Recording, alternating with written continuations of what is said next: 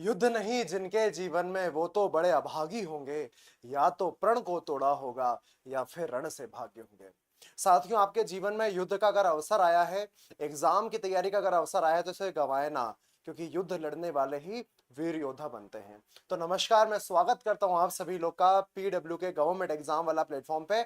आज हम लोग बात करेंगे ज्योग्राफी के अंदर में हिमालय पर्वत के बारे में। वन शॉट वीडियो होने वाला है। इसमें हम जानेंगे हिमालय पर्वत कहां पर अवस्थित है, इसकी उत्पत्ति कैसे हुई, इसके अंदर में जो अलग अलग प्रकार की माउंटेन रेंजेस आती हैं। आपने ट्रांस हिमालय का नाम सुना होगा, आपने ग्रेट हिमालय का नाम सुना होगा, आपने मध्य हिमालय का नाम सुना होगा। सर, ये शिवालिक पहाड़ियां क्या होती हैं? सर, इनकी महत्वपूर्ण ऊंची चोटी कौन कौन सी थी? सर, ये दर्रे क्या होते हैं? क्या दर्रों का फायदा होता है, नुकसान होता है? आपने सुना भी होगा ना, अभी भारत के कश्मीर वाले क्षेत्र में आतंकवादी घटना होती रहती हैं, तो बुर्जिला दर्रा, पीर पंजाल दर्रा, ये बड़े हाईलाइटेड रहते हैं। इन सभी के बारे में आज के सेशन में हम इस बात को जानेंगे। तो सभी लोग वीडियो के अंत तक बने रहें, क्योंकि विजय उसी की होती है जो अंत तक बना रहता है। पहली कहानी, जब हम भारत के भूगोल को जब समझने जाते हैं, भारत की फिजियोग्राफी को समझने जाते हैं, तो ऐसा कहा जाता है, ऐसा माना जाता है कि ओवरऑल कितने भौतिक प्रदेश हैं भैया भारत के अंदर में? 6 भौतिक प्रदेश हैं फिजियोग्राफी ऑफ इंडिया के अंदर में। इन्हें भू आकृतिक प्रदेश भी कहा जाता है। कौन कौन से वो 6 नाम याद रखना चालू करो, मैं लाइन बाय लाइन सबको बताते हुए जाऊंगा। जो आपको ये देखने मिल रहा है भारत के उत्तर में, इस पूरे क्षेत्र को कहते हैं उत्तर पर्वतीय प्रदेश या उत्तर व उत्तर पूर्वी पर्वतीय प्रदेश। अगर इसमें पूर्वांचल की पहाड़ियों को भी जोड़ दिया जाए तो मतलब ये पर्वतीय क्षेत्र के रूप में जाने जा रहे हैं भारत के, जिनके बारे में आज हमको स्टडी करना है, जानना है, क्योंकि इसी के अंदर में विद्यमान है हमारा हिमालय। क्लैरिटी इस वाली जगह पे। अगर आप हिमालय और इन पर्वतों के पीठ नीचे जाओगे, तो ये जो आपको देखने मिल रहा है, इसे कहते हैं उत्तर का विशाल मैदान। क्या बोलते हैं भैया इसको? उत्तर का विशाल मैदान कहते हैं। क्लैरिटी है? देखिए यहां पर लिखा हुआ द नदर्न ग्रेट प्लेन, ये भी कई अलग अलग राज्यों में विस्तारित है। अगर हम बात करें इसी के पश्चिम में, उत्तर के विशाल मैदान के पश्चिम में, राजस्थान में, तो यहां पर भारत का एक प्रमुख गर्म मरुस्थल आता है, जिसका नाम है थार डेजर्ट। क्या नाम है? थार। एक गाड़ी भी आती है, राजस्थान के पश्चिमी इलाकों में अवस्थित है, याद रखना, मरुस्थल। अगर हम थोड़ा नीचे की तरफ जाएं, जो व्हाइटिश कलर का बहुत बड़ा भौतिक प्रदेश आपको देखने मिल रहा है, इसे कहा जाता है पेनिनसुलर प्लेटिव, मतलब प्रायद्वीपीय पठारी क्षेत्र। दुनिया भारत का सबसे पुराना, सबसे खनिज संपन्न प्रायद्वीपीय पठारी क्षेत्र माना जाता है।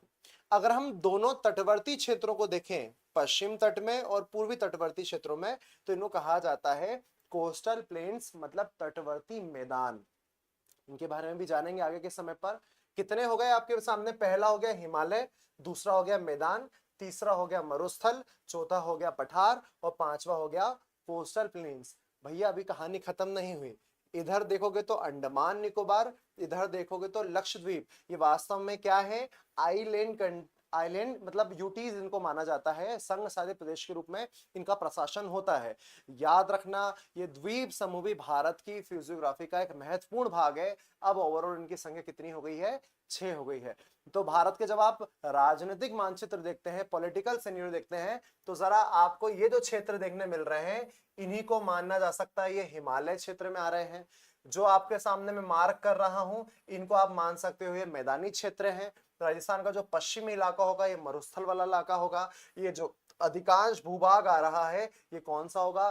प्रायद्वीपीय पठारी क्षेत्र होगा। ये होगा तटवर्ती मैदानी क्षेत्र, और आप सभी को पता ही है लक्षद्वीप और कौन आ गया? अंडमान निकोबार। याद रखना, बहुत जरूरी बात बता रहा हूं मैं, आप याद रखो कि जय सर या लव सर दोनों मेरे ही नाम हैं। कि ज्योग्राफी में सर ने कहा था कि अगर ज्योग्राफी पे कमांड बनाना है तो मैपिंग बहुत स्ट्रांग होना चाहिए। भले आप किसी भी एग्जाम की तैयारी कर रहे हो, सारे के सारे एग्जाम जिसमें ज्योग्राफी आता है, ज्योग्राफी अगर समझना है, यहां तक ले जाना है, तो आपको कठिनाई होगी समझने में, परंतु बहुत आसान रास्ता है अगर आप उसके मैप को समझते जाओ। और यही मेरा पूरा का पूरा मंतव्य होता है। तो आप मैंने कोई भी वीडियो उठाकर देख लो, मैं बिना मैपिंग के, बिना पीपीटी के, बिना चित्रों के बात ही नहीं करता हूं कि वही आपको समझ में आएगा। तो पहली कहानी है सर, आते हैं अपन हिमालय को समझने इन 6 भौतिक प्रदेशों के अंदर में, जहां पर उत्तर तथा उत्तर पूर्वी प्रदेश पहला मामला निकल के आता है। क्लैरिटी है? अब मेन कहानी है सर, उत्तर तथा उत्तर पूर्वी प्रदेश में कौन कौन आते हैं। तो आप अभी मत दिमाग लगाओ इतना, आप अब जब आप अपने एटलस को उठाओगे तो आपके एटलस में ऐसे ब्राउन कलर का ये सिनेरियो भारत के उत्तरी क्षेत्रों में देखने मिल जाएगा, नदर्न क्षेत्र में देखने मिल जाएगा। ये जो ब्राउन कलर है ये एटलस में ऊंचाई को प्रदर्शित करता है। मतलब जितनी ऊंचाई बढ़ते जाएगी आपको एटलस के अंदर में, फिजिकल एटलस के अंदर में ब्राउन कलर देखने मिल जाएगा। ये ऊंचाई वाली जगह ही तो हमारी ज्योग्राफी में कहलाती है क्या? पर्वत। सर पर्वत मतलब क्या? एक बेसिक डेफिनेशन जान सकते हैं क्या हम? बिल्कुल जान सकते हो, तुम जानने ही तो आए हो, नहीं जानोगे तो फिर कैसे काम चलेगा।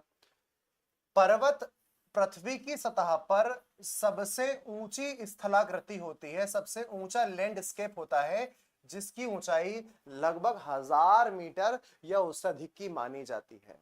वापस रिपीट कर रहा हूं, माउंटेन्स एक ऐसा जियोग्राफी के अंदर में लैंडस्केप है, स्थलाकृति है, जिसकी ऊंचाई आसपास की तुलना में 1000 मीटर से ऊंची हो, जिसका जो ढाल है वो बहुत ज्यादा क्या हो? तीव्र हो, शार्प हो, और जो शिखर हो वो कैसा हो? नुकीला हो, ना कि सपाट हो। इसी को अपन क्या बोलते हैं? पर्वत कहते हैं। अब दुनिया में अलग अलग अलग अलग टाइप के पर्वत हैं। कोई वलित पर्वत है, कोई भ्रंश पर्वत है, कोई ज्वालामुखी पर्वत है, कोई अवशिष्ट पर्वत है। परंतु अगर हम भारतीय दृष्टिकोण की बात करें तो सर ये भारत के उत्तर में जो आप ये ब्राउन कलर के ऊंचे पर्वतों को दिखा रहे हो, इन ऊंचे पर्वतों में सर सबसे महत्वपूर्ण कहानी किसकी आती है? इन पर्वतों में सबसे महत्वपूर्ण कौन सा पर्वत है? हिमालय। अगर आप इस पूरे भौतिक प्रदेश की बात करो जिसके बारे में मैं आपको पढ़ा रहा हूं, ये लगभग भारत के 5 लाख वर्ग किलोमीटर में फैला हुआ है। ये पूरा रीजन कितने वर्ग किलोमीटर में? 5 लाख वर्ग किलोमीटर में। क्वेश्चन आ सकता है, क्वेश्चन एक और भी आ सकता है, क्या तुम मुझे बता सकते हो कि भारत का कुल एरिया कितना है? इंडिया का जो पूरा कुल क्षेत्रफल है, एरिया है, वो कितना है? तो आप में से कुछ लोग कमेंट सेक्शन में मुझे जरूर बताएं, फिर आपको समझ में आएगा कि 5 लाख वर्ग किलोमीटर पर्वतीय क्षेत्र होना बहुत कम नहीं, बहुत ज्यादा है। ठीक है, अगर हम इस हिमालय की बात करें तो हिमालय को क्या कहा गया है? पर्वत राज कहा गया है, क्योंकि दुनिया में इससे ऊंची हाइट वाली कोई पर्वत श्रृंखला नहीं है। दुनिया में जो टॉप मोस्ट ऊंचे चोटी, हाईएस्ट पीक मानी जाती हैं, वो हिमालय के साथ रिलेटिव है। और यही कारण है कि इसे कालिदास जी के द्वारा पृथ्वी का मानदंड भी कहा गया है। मतलब एक सेंटर ऑफ अट्रैक्शन इसने रखा, क्योंकि ये बहुत ऊंचा है, इसलिए अपन का जरूरत पड़ जाती है हिमालय के बारे में स्टडी करना। परंतु थोड़ा सा मैं आपको गहराई में ले जाता हूं, डूबना मत, समझना, क्योंकि पढ़ने वाले डूबते नहीं है, तैर जाते हैं, है ना। सर ये हिमालय पर्वत, सब कहानी ठीक है, इसे ऋषि मुनियों ने तपस्या की स्थली बनाई, इसे आध्यात्मिक चेतना का केंद्र कहते हैं, परंतु हमें तो मुख्य बात ये जानना है सर ये बना कैसे, क्योंकि यही पूरी ज्योग्राफी में सबसे कठिन सेगमेंट है कि जो हिमालय पर्वत आप यहां पर मार्क कर रहे हो, इसकी उत्पत्ति का कौन सा कारण हमको प्रायः देखने मिलता है। तो सबसे महत्वपूर्ण कारण जो हमको यहाँ पर पता चलता है हिमालय के निर्माण में, तो ये जो बोर्ड पर आप सिनेरियो देख पा रहे हो, सो मैं थोड़ा डिटेलिंग में समझाता हूं। इसी के लिए नाम निकल के आता है, हिंदी में कहते हैं प्लेट विवर्तनिकी सिद्धांत। क्या बोलते हैं? मेरे साथ दोहराओ, प्लेट विवर्तनिकी। इंग्लिश में कहते हैं प्लेट टेक्टोनिक्स। क्या बोला जाता है? प्लेट टेक्टोनिक्स या प्लेट टेक्टोनिक थ्योरी। सर ये क्या है? देखो, है तो बहुत कठिन कॉन्सेप्ट, आसान भाषा में समझो। जो ये दुनिया आपको दिख रही है जिसमें 5 महासागर हैं और 7 महाद्वीप हैं, 5 ओशियन है और 7 कॉन्टिनेंट हैं, ये जो क्रस्ट है, पृथ्वी की सबसे ऊपरी परत है, ये कई भागों में टूटी हुई है और इसी को ज्योग्राफी की भाषा में कहते हैं प्लेट। जरा ध्यान से देखना, अगर देख पा रहे हो, नजर बिल्कुल ध्यान से रखना कि बहुत टेक्निकल चीज पढ़ा रहा हूं। जैसे कि फर्स्ट नंबर पे जो आपको ये प्लेट देखने मिल रही है, इसका नाम है उत्तर अमेरिकन प्लेट। जो यहाँ पर देखने मिल रही है इसको कहते हैं दक्षिण अमेरिकन प्लेट। ये जो प्लेट आपको देखने मिल रही है, ये अलग अलग नामों से अलग अलग चीजों के रूप में जाना जा रहा है। अफ्रीकन प्लेट है, यूरेशियन प्लेट है, परंतु हमारा संबंध किसके साथ में होगा भैया? जो इस तरफ में देखने मिल रही है भारत की प्लेट, जिसका नाम है इंडियन प्लेट। और इंडिया के ऊपर कौन सी प्लेट है ये जरा देखो ध्यान से, इसका नाम है यूरेशियन प्लेट। जैसे कि आप लोग भी दिखने में तो बड़े खुश रहते हो ना, अंदर से टूटे हुए हो ना, टूटे हो कि नहीं टूटे हो? सर फालतू बात मत करो, ये पर्सनल वाली बात हो गई सर, आंसू आंसू नहीं जाए किसी को, रुमाल दूं आपको क्या? जैसे पृथ्वी बाहर से सब जुड़ी हुई दिखती है, परंतु अंदर से जियोलॉजी की भाषा में ये कई प्लेटों में विभक्त है। और ऐसी 7 बड़ी बड़ी प्लेटें जिनके बारे में आपको बता रहा था, Eurasian plate, Indo ocean plate, African plate, Antarctican plate. ये प्लेटें बार बार गति करती हैं और इन्हीं गति का जो अध्ययन है वो एक थ्योरी के माध्यम से होता है। इस थ्योरी का नाम है प्लेट टेक्टोनिक थ्योरी। और ये प्लेट टेक्टोनिक थ्योरी क्या कहती है कि प्लेटें 3 प्रकार की कहानी कर सकती हैं। या तो प्लेट आपस में आके टकराए, और जब प्लेट आपस में आके टकराएगी तो एक सीमांत बनेगा, एक कहानी जन्म लेगी जिसको हम कहते हैं अभिसारी प्लेट सीमांत, या इंग्लिश में कहते हैं कन्वर्जेंट प्लेट बाउंड्री। जब दो प्लेटें आपस में क्या करती हैं, टकराती हैं। कुछ ऐसा समझो, थोड़ा सा मैं डेप्थ में अलग से बता रहा हूं आपको कि प्लेट टेक्टोनिक्स के अंदर में 3 प्रकार का कहानी जन्म ले सकती है। जब दो प्लेटें, एक प्लेट ये और एक प्लेट ये, जब दोनों एक दूसरे की ओर आ रही हैं और आते समय वो दोनों को टकरा जाती हैं, तो उसी को कहते हैं अभिसारी प्लेट सीमांत। याद रखना, क्या बोलते हैं? अभिसारी प्लेट सीमांत। इंग्लिश में कहते हैं कन्वर्जेंट प्लेट बाउंड्री या मार्जिन। जब दो प्लेट एक दूसरे के पास पास नहीं, दूर दूर जाती हैं, इधर इधर जाती हैं, तो यहां पर जन्म लेता है अपसारी प्लेट सीमांत, डाइवर्जेंट प्लेट मार्जिन या डाइवर्जेंट प्लेट बाउंड्री। जब दो प्लेटें ना पास आएंगी ना दूर जाएंगी, विपरीत दिशा में गमन करेंगी समानांतर रूप से, इसे कहते हैं संरक्षी प्लेट सीमांत या ट्रांसफॉर्म प्लेट बाउंड्री। और दुनिया में जितनी भी भयंकर भयंकर गतिविधियां हो रही हैं, सर कैसी भयंकर गतिविधि?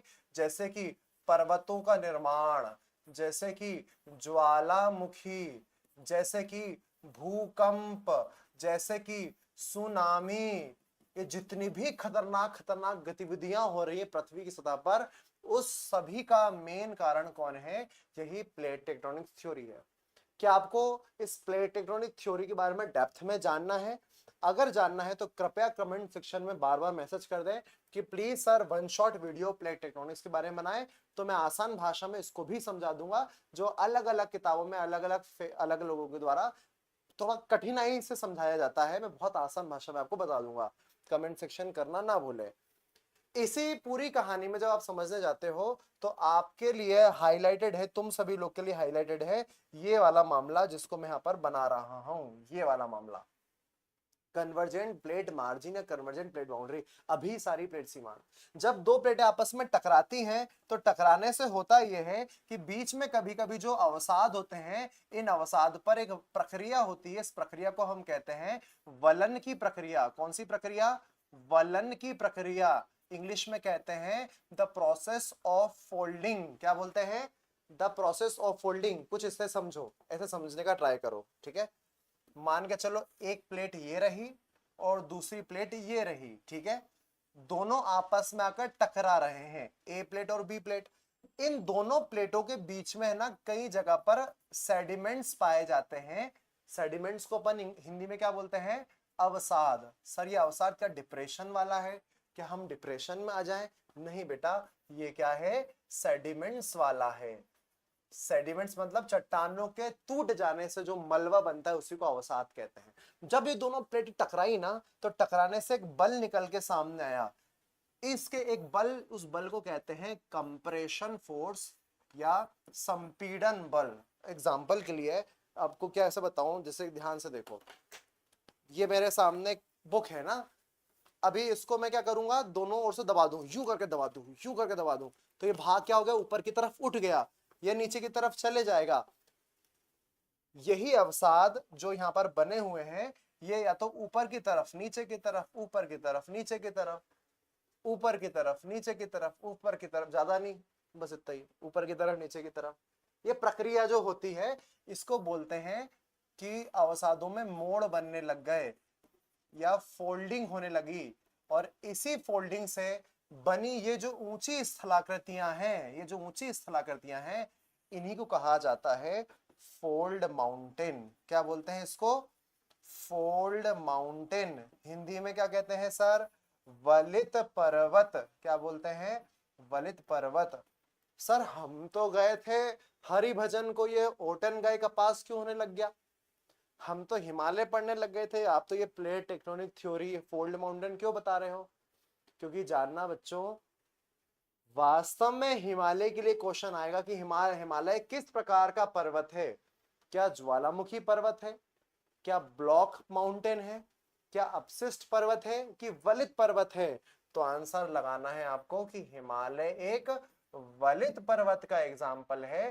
तो हिमालय की बनने की प्रक्रिया लगभग ये जो मैंने आपको सुनाई है कहानी, इसी से हुई है, इसलिए मैं आपको कहानी बता रहा हूं, थोड़ा सा समझो। अब सर आपने जो कहानी बताई है, हम कैसे मान लें कि हिमालय ऐसे बना, हिमालय ऐसे बना, कैसे हम मान लें, जरा देखो इस वाले डायग्राम पे देखना, ये कहानी मैंने थोड़ा भारत को जूम इन कर दिया है, और यहाँ पर आपको दो प्लेटों के नाम याद रखना पड़ेंगे। ये जो आपको साउथ में देखने मिल रही है, यही है अपनी भारतीय प्लेट। कौन सी प्लेट है ये, भारतीय प्लेट है। कौन सी प्लेट है ये, भारतीय प्लेट है। ऐसा कहा जाता है कि, और उसके ऊपर में कौन सी प्लेट है, ये जो बड़ी सी देखने मिल रही है, इसको बोलते हैं यूरेशियन प्लेट। कौन सी प्लेट है, यूरेशियन, यूरोप और एशिया का कंबाइंड शब्द है। ऐसा कहते हैं कि भारत जो है, भारतीय जो प्लेट है, वो ऐसे ऊपर की तरफ जा रही है, कोई भी प्लेट अपनी जगह पर स्थिर नहीं है, गति कर रही है मैग्मा के ऊपर, दुर्बलता मंडल के ऊपर। डेप्थ में समझाऊंगा, अगर कमेंट सेक्शन में बोलोगे तो, सर ये प्लेट क्यों जा रही है, क्यों घूम रही है, किसने बोला ना घूमने को, बताऊंगा, पर कहां पर, नेक्स्ट वाले टॉपिक में अगर कमेंट करा तो ये प्लेट जो है वो नॉर्थवर्ड जा रही है, और जाके टकरा किससे रही है, यूरेशियन प्लेट से। अब अगर दोनों प्लेटें आपस में टकरा रही हैं, तो बताइए सभी बच्चे बताओ कि क्या सीमांत बनेगा, यहाँ पर कौन सी बाउंड्री बनेगी। तो टकराने के लिए कौन सी बाउंड्री थी, अभिसारी। अभिसारी मतलब कन्वर्जेंट। देखो यहाँ पर ये प्लेट इधर आ रही थी, जाकर इसमें टकराई, तो बीच में कौन सा सीमांत बनेगा, अभिसारी। जैसे ही प्लेटें टकराई थी, मैंने क्या कहा, इन दोनों के बीच में अवसाद जमा होंगे, अवसाद होंगे। और जब यही अवसाद बड़े स्तर पर ऐसे ऊपर नीचे इस प्रकार से फोल्डिंग की प्रक्रिया जन्म ले लेंगे, तो यही ऊंची उठी हुई भूमि फिर कहलाएगी पर्वत। वलन की प्रक्रिया से बने हैं, तो इन दोनों के बीच में बन जाएगा, इन दोनों के टकराने से बन जाएगा कौन सा पर्वत, हिमालय नामक वलित पर्वत। याद रख पाओगे इस कहानी को। तो भैया एक चीज रटवाने पे रटवा सकता था, नाम याद रखना। मेरा सिंपल सिद्धांत है कि जब भी पढ़ाऊंगा, रटवाऊंगा नहीं, समझाऊंगा, समझाने के बाद में जो फैक्ट होंगे वो आपको अपने आप स्वतः ही याद हो जाएंगे। ये मेरा मेन सिद्धांत अपने जीवन का। तो हिमालय पर्वत कैसे बना, तो आप बोलोगे यूरेशियन प्लेट और भारतीय प्लेट के टकराने से। कौन सा सिद्धांत, अभी सारी प्लेट से सीमांत प्लेट टेक्टोनिक थ्योरी के अंदर में। क्लैरिटी है, इतनी कहानी आपके सामने आ गई होगी, समझे कि नहीं समझे, बात समझ में आई कि नहीं आई है, इसलिए यहां पर मामला लिखा हुआ है। देखो अब इन कहानी को देख लो कि वास्तव में यूरेशियन और इंडो ऑस्ट्रियन प्लेट, क्योंकि भारतीय प्लेट को ऑस्ट्रेलियन के साथ में जोड़ा जाता है, कंबाइंड रूप से इंडो ऑस्ट्रियन प्लेट कहते हैं, तो उन दोनों के अभिसरण से हुआ है। क्लैरिटी इस वाली जगह पर, बाकी बात भी समझ में आएगी, थोड़ा आगे की तरफ चलते हैं और समझने का प्रयास करते हैं कि सर हम हिमालय को कैसे समझेंगे या हिमालय को किस प्रकार से बांटें। देखो बांटने के दो आधार हिमालय के बताए गए हैं। कुछ लोग हिमालय को बांटते हैं उत्तर से दक्षिण के रूप में भारत में, कि आप नॉर्थ से साउथ की तरफ जा रहे हो तो कौन कौन सी पर्वत श्रेणियां आ रही हैं, उस हिसाब से हिमालय को बांटा जाता है। तो उस हिसाब से कौन कौन से नाम हैं, आप सुनोगे ट्रांस हिमालय एक नाम आता है, ये तो सर पहली बार सुना। वृहद हिमालय का नाम सुनोगे, हिमाचल या लघु हिमालय का नाम सुनोगे, या शिवालिक का नाम सुनोगे। ये नॉर्थ से साउथ की तरफ में हिमालय आ रहे हैं। परंतु जब प्रादेशिक रूप से हम जानते हैं पश्चिम से पूर्व तो हिमालय के कई और नाम भी हैं, जैसे कश्मीर हिमालय, कुमाऊं हिमालय, नेपाल हिमालय या असम हिमालय, ये कई सारे नाम और हैं। इनके बारे में भी बताऊंगा बाद के समय पर। अभी हम बात करते हैं पहले इस सिनेरियो के संदर्भ में। किस वाले संदर्भ में? इस वाले संदर्भ में। ठीक है, एक काम करते हैं अपन, दो तीन बातें यहां पर से समझते जाना, क्लैरिटी के साथ में चीजों को अपन देखते जाएंगे। ठीक है, क्या बात समझ में आ रही है? कोई समस्या तो नहीं है? एक बार जल्दी से बता दो, जल्दी से कहानी, क्या कोई समस्या तो नहीं है भैया? देखो अब कहानी को, कि उत्तर के जो पर्वतीय प्रदेश हैं, उत्तर तथा उत्तर पूर्वी पर्वतीय प्रदेश है भारत में। कहां पर मामला? पर्वतीय प्रदेश है जो भारत में, इसको तीन भागों में बांटा जाता है। एक है ट्रांस हिमालय, एक जिसको अपन बोलते हैं हिमालय, और एक होता है पूर्वांचल की पहाड़ी। कौन सी पहाड़ी? पूर्वांचल की हिल्स। तो इन तीनों की स्टडी हमें थोड़ा थोड़ा करना है। तो सबसे पहले नाम किसका निकल के आ रहा है? ट्रांस हिमालय का, जिसके बारे में आपने शायद ही सुना हो, फिर भी बता रहा हूं, बहुत ध्यान सुनते जाना। ट्रांस हिमालय क्या है, जरा इस जगह पर नजर डालिए, ये कहानी पर नजर डालिए।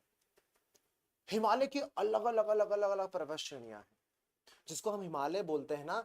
इस हिमालय के ऊपर भी जब लोगों ने खोजा, इस हिमालय के उत्तर में भी, इस हिमालय को पार करके जब देखा, तो पार करके भी हमें तीन माउंटेन रेंजेस देखने मिलती हैं। याद रखना, कौन कौन सी? काराकोरम, लद्दाख, और दूसरी थर्ड नंबर की जास्कर।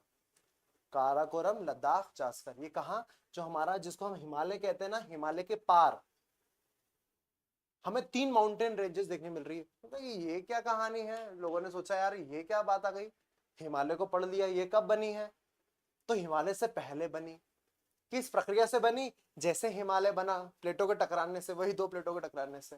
तो इन्हों क्या नाम दिया जाए? हिमालय तो नहीं है ये, क्योंकि हिमालय के पार थी, और पार को इंग्लिश में क्या बोलते हैं? ट्रांस। तो नाम क्या आ गया इनका?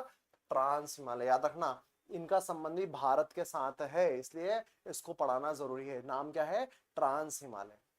और ट्रांस हिमालय में कितनी, अभी हाल बताया था कितनी? तीन, काराकोरम, लद्दाख और जास्कर। इन तीनों श्रेणियों को इसके अंदर में शामिल किया गया है। मजे की बात है, इसका एक प्रमुख नाम है तिब्बतियन हिमालय। कौन सा हिमालय? तिब्बतियन हिमालय। क्योंकि जो काराकोरम है ये भारत के साथ चाइना के तिब्बत तक, लद्दाख भारत के साथ चाइना के तिब्बत तक, जास्कर भारत के चाइना से, मतलब भारत के साथ चाइना तक या तिब्बत तक इसका विस्तार है। इसको क्या बोलते हैं? तिब्बतियन हिमालय कहते हैं। एक और महत्वपूर्ण बात, ये थोड़ा सा निकल के सामने आता है, दो तीन बातें क्लैरिटी के साथ में समझने का ट्राई करना, जो मैं बता रहा हूं। क्या बता रहा हूं?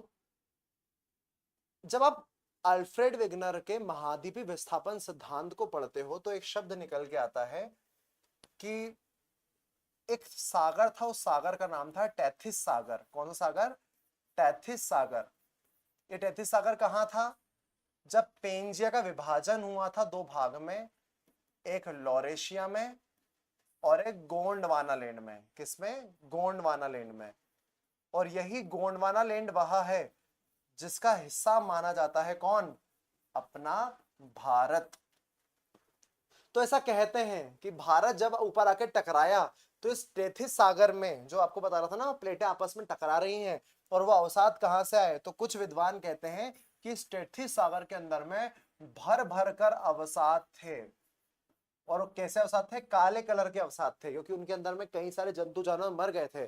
जब यही अवसादों पर वलन की प्रक्रिया हुई और वलित पर्वत बने हिमालय से पहले, और इन्हीं पर्वतों को कहा जा रहा था ट्रांस हिमालय। और मजे की बात है, इसके अंदर में जो भाग है काराकोरम, इसको पहले के समय पर एक नाम से जाना जाता था, जिसको कहते थे कृष्णागिरी। क्या नाम है भैया?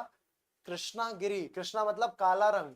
काला रंग क्यों है? क्योंकि इस तैतीस सागर में जो अवसाद थे जानवरों के काले रंग के, उन्हीं काले रंग के अवसादों से यहाँ पर काली चट्टानें बनी। और याद रखना, कभी भी शब्द आ जाए कि ट्रांस हिमालय का एक और नाम क्या है, ट्रांस हिमालय को किस और नाम से भी जानते हैं, तो पहला मामला तो हो गया तिब्बतियन हिमालय भी कहा कहते हैं इसको, और इवन इसको टेथिस सागर के द्वारा बना हुआ हिमालय या टेथिस हिमालय भी कहा जाता है। क्लैरिटी इस बात को याद रख पाओगे? मजे की बात है, बहुत जरूरी बात है, ठीक है।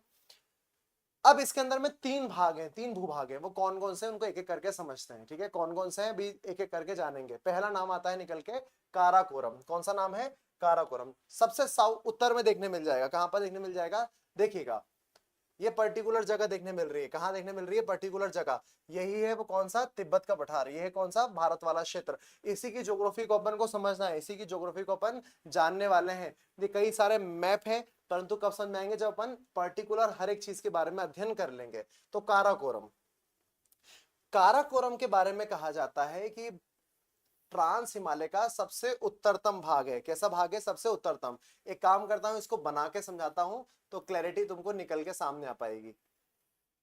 इसी को अपन यहां पर खींच के रख लेते हैं, और हर एक बिंदु को आपका हर चीज की चीज फाइनलाइज होना चाहिए, इसमें कोई दिक्कत नहीं होना चाहिए। तो यहाँ पर आपके सामने वापस मैं बना रहा हूं कि वास्तव में भारत के अंदर में कौन कहां पर स्थित है। तो इस डायग्राम को याद रखना जो बना रहा हूं, ठीक है।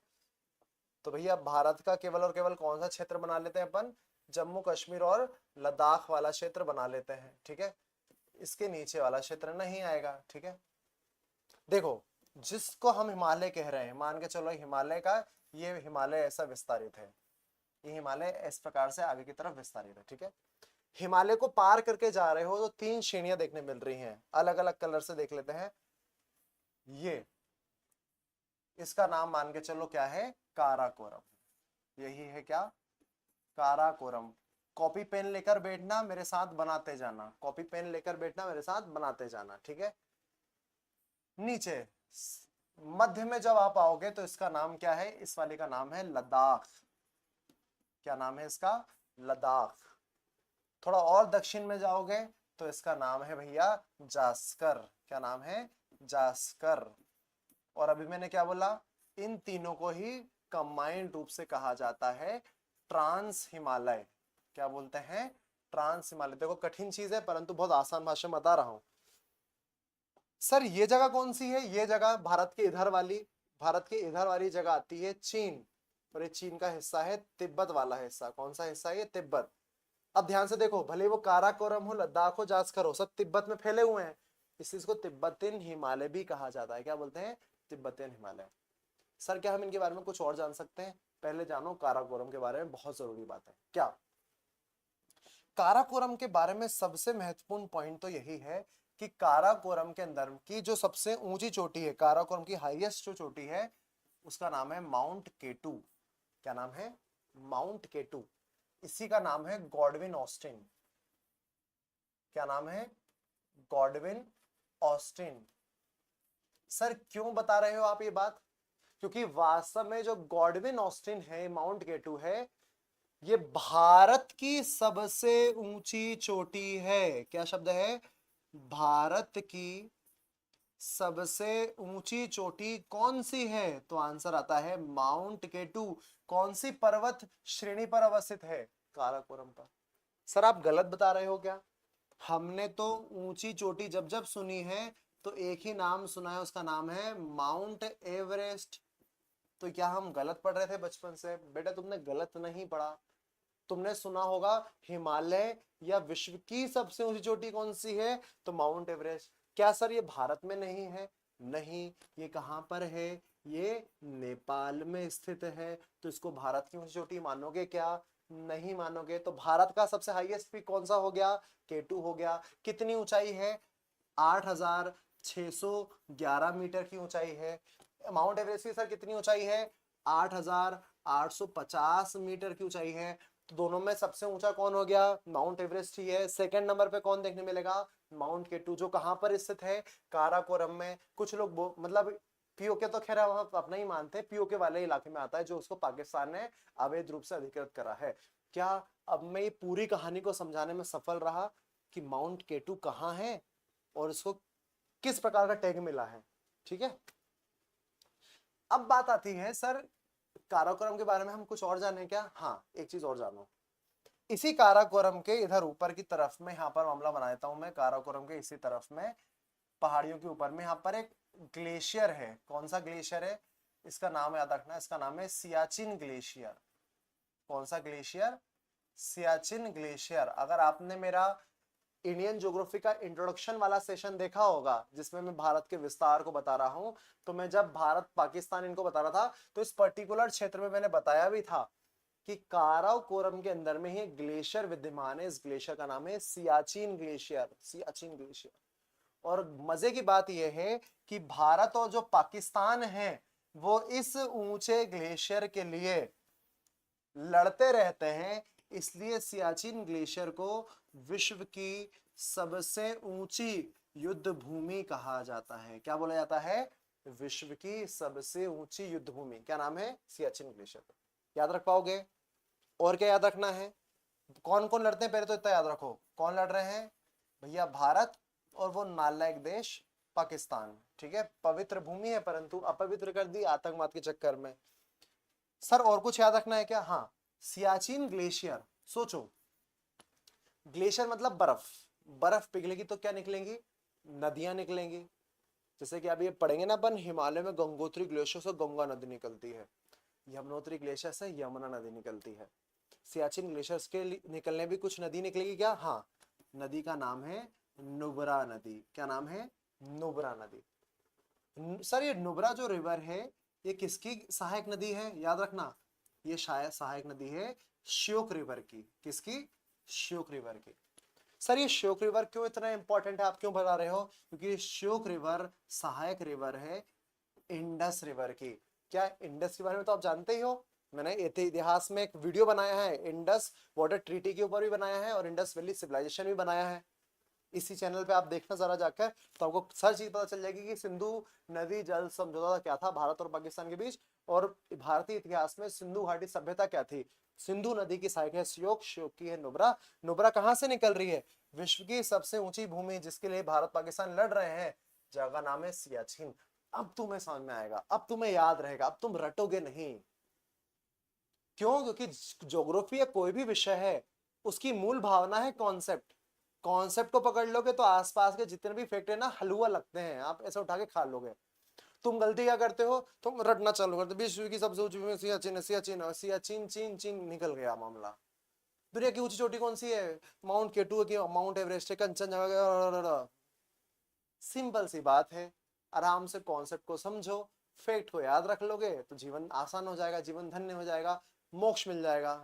क्लैरिटी इस वाली जगह पर।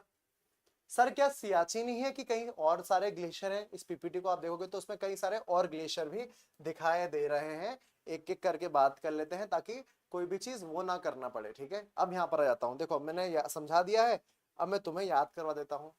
सबसे उत्तर में स्थित है ट्रांस हिमालय के, ये बढ़ा चुका हूँ। ट्रांस हिमालय नहीं, भारत की भी सबसे ऊंची चोटी कहां पर, क्या नाम है, माउंट केटू, गॉडविन ऑस्टिन, इसी में स्थित है। क्लैरिटी इस जगह पे।